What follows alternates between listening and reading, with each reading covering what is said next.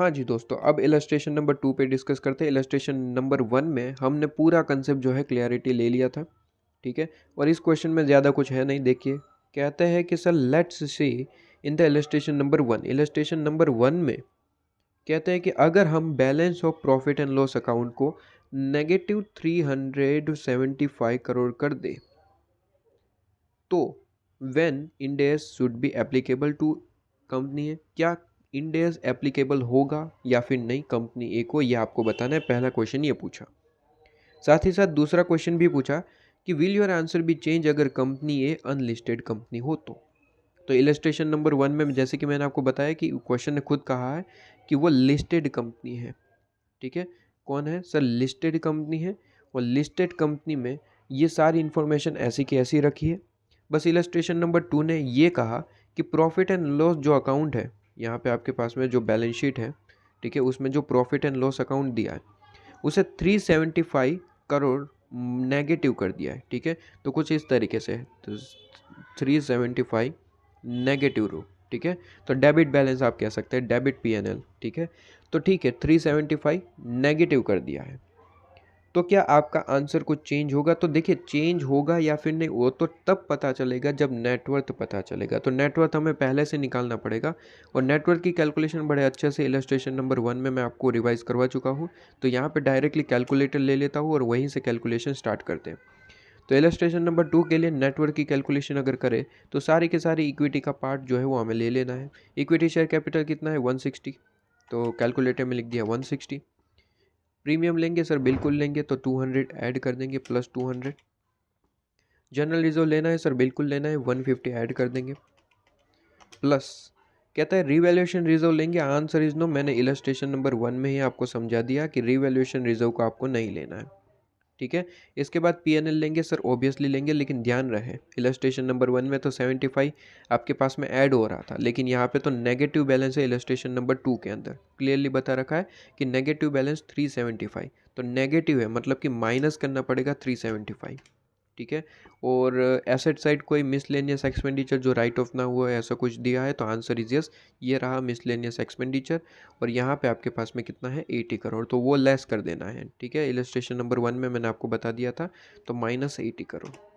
तो आपके पास में जो नेटवर्थ आ रहा है इलस्ट्रेशन 2 के हिसाब से, वो आ रहा है net worth is equal to ₹55 crore. तो बहुत ज़बरदस्त चेंजेस हो गया, क्योंकि इलस्ट्रेशन नंबर 1 में तो 505 करोड़ आ रहा था, इस बार डायरेक्टली कहाँ पहुँच गया? 55 करोड़ पे।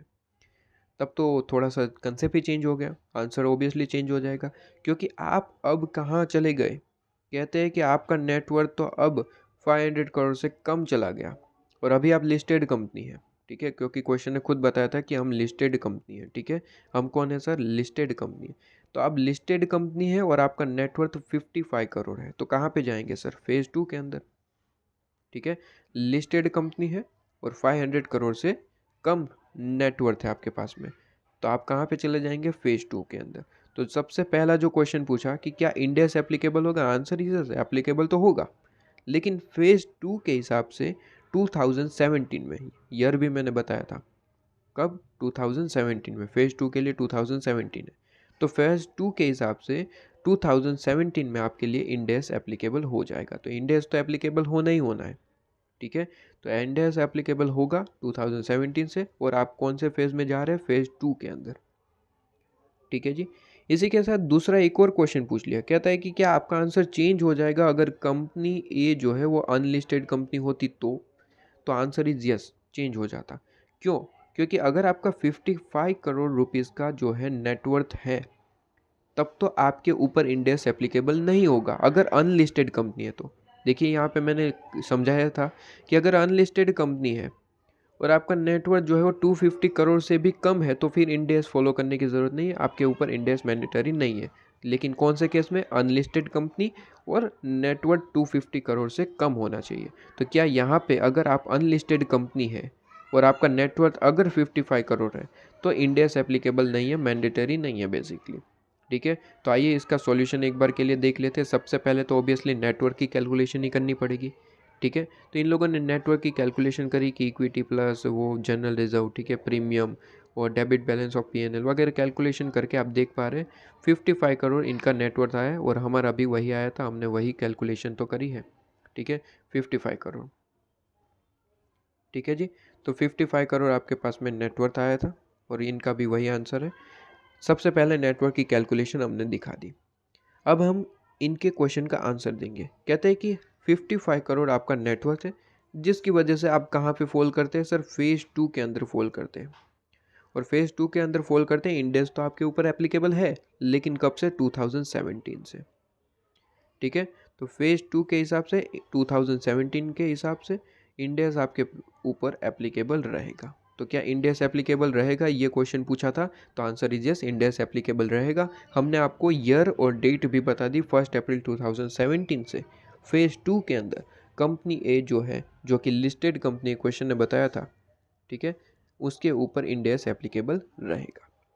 लेकिन दूसरा क्वेश्चन ये भी पूछा था कि अगर ये कंपनी लिस्टेड ना होती और अगर अनलिस्टेड कंपनी होती, तो अगर कंपनी जो है अनलिस्टेड कंपनी होती तो क्या होता। तो कहते हैं कि अगर अनलिस्टेड कंपनी होती तो इंड एस एप्लीकेबल नहीं होता एज पर रूल 2000 आपके पास में, सॉरी, इंड एस आपके पास में जो रूल है, ठीक है, वो हमने आपको बताया। तो कहते हैं कि अगर कंपनी अनलिस्टेड है और आपका नेटवर्थ जो है वो 55 करोड़ है, ओबियसली आपके 250 करोड़ से भी कम है, तो आपके ऊपर इंड एस एप्लीकेबल नहीं रहेगा, ये हमने आपको बताया। ठीक है, तो इंड एस आपके ऊपर एप्लीकेबल नहीं रहेगा। क्लियर है। तो इलस्ट्रेशन नंबर 2 छोटा सा इलस्ट्रेशन था, इलस्ट्रेशन 1 पे बेस्ड था। ठीक है, बस थोड़ी सी चेंजेस करी और आपके कंसेप्ट को और ज़्यादा क्लियर करने की कोशिश करी है इलस्ट्रेशन 2 के थ्रू। ठीक है, तो ये आपके पास में इलस्ट्रेशन नंबर 2 कंप्लीट हो जाता है।